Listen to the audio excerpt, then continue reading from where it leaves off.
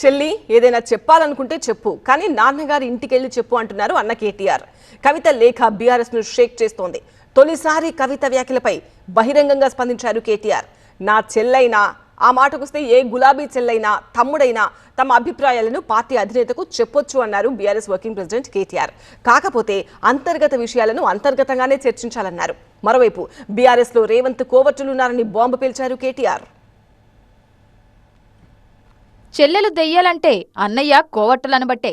నిన్నటిదాకా చెరువు పక్క నిలబడి పార్టీని కాపుగాసిన అన్నా చెల్లెళ్లే ఇప్పుడు తలో దిక్కు చూస్తూ కారు పార్టీలో కలవరం పుట్టిందా అని సందేహాలకు తావిచ్చేశారు. పక్కనే కూర్చొని మంచి చెడ్డ చెవిలో చెప్పే వెసులుబాటున్నా ప్రియమైన నాన్నకు అంటూ తన మనోభావాల్ని లేఖలో రాయడం, ఆ లేఖ మీడియాకు లీక్ అవ్వడం కేసీఆర్ కుటుంబ కథాచిత్రాన్ని రక్తి కట్టించింది. కల్వకుంట్ల ఫ్యామిలీలో సంథింగ్ ఏదో జరుగుతోంది అని పార్టీ లోపల బయట మాట్లాడుకునేలా చేసింది. నేను అంతర్గతంగా కేసీఆర్ గారికి రాసినటువంటి ఉత్తరం బహిర్గతం కావడం అన్నది, ఇది మరి ఏం జరుగుతుందో అన్నది పార్టీలో ఉన్నటువంటి మనందరం, తెలంగాణ ప్రజలందరూ కూడా ఆలోచించుకోవాల్సినటువంటి విషయం.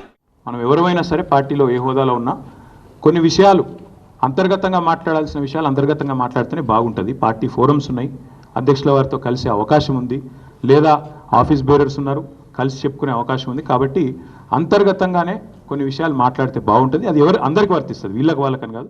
శంషాబాద్ ఎయిర్పోర్టులో కవిత పేల్చిన డైనమైట్లను బీఆర్ఎస్ అధిష్టానం సీరియస్ గానే తీసుకున్నట్టుంది. వర్కింగ్ ప్రెసిడెంట్ హోదాలో కేటీఆర్ ఇచ్చిన రియాక్షన్స్ చూస్తే కవిత లెటర్ బాంబ్ తో కారు పార్టీలో కలకలం తప్పదన్న సంకేతాలైతే ఇస్తోంది. కేసీఆర్ గారు దేవుడు, కానీ కేసీఆర్ గారి చుట్టూ కొన్ని దయ్యాలున్నాయి. వాళ్ళ వల్ల చాలా నష్టం జరుగుతున్నది. పార్టీలో ఉండేటటువంటి నాకు, నేను కేసీఆర్ గారి కూతుర్ని, అంతరంగికంగా నేను రాసినటువంటి లేఖనే బయటికి వచ్చిందంటే మరి ఇతర సామాన్యుల సంగతి, ఇతరుల పరిస్థితి ఏంటి పార్టీలో అన్నది ఇవాళ చర్చ జరగాల్సినటువంటి అవసరం ఉన్నది. నీ చుట్టూ ఉన్న కొంతమందిని దూరం పెట్టకపోతే తన దారి తాను చూసుకుంటానని, పార్టీలో చీలిక రావడం ఖాయమని స్పష్టమైన సంకేతాలిచ్చిన కవిత నెక్స్ట్ స్టెప్ ఏంటి అనేదే తెలంగాణ రాజకీయాల్లో కొత్త చర్చ. కవిత చెప్పిన దెయ్యాలు ఎవరో తెలుసు కనుక కేసీఆర్ వాళ్లను దూరం పెట్టి కవితను దగ్గర చేసుకుంటారా? కల్వకుంట్ల ఫ్యామిలీలో చెలరేగిన వివాదం టీ కప్పులో తుపానుగా చప్పున చల్లారిపోతుందా అనే ఆశలు కూడా బీఆర్ఎస్ క్యాడర్లో లేకపోలేదు. ఢిల్లీ లిక్కర్ స్కామ్లో కవిత అరెస్టు కావడానికి ముందు, తర్వాత కేసీఆర్ కుటుంబంలో చాలా పరిణామాలు జరిగాయి. బెయిల్పై రిలీజ్ అయ్యాక కొన్ని రోజులు సైలెంట్ గా ఉన్నప్పటికీ ఇటీవలి కాలంలో యాక్టివ్ గా కనిపిస్తున్నారు కవిత.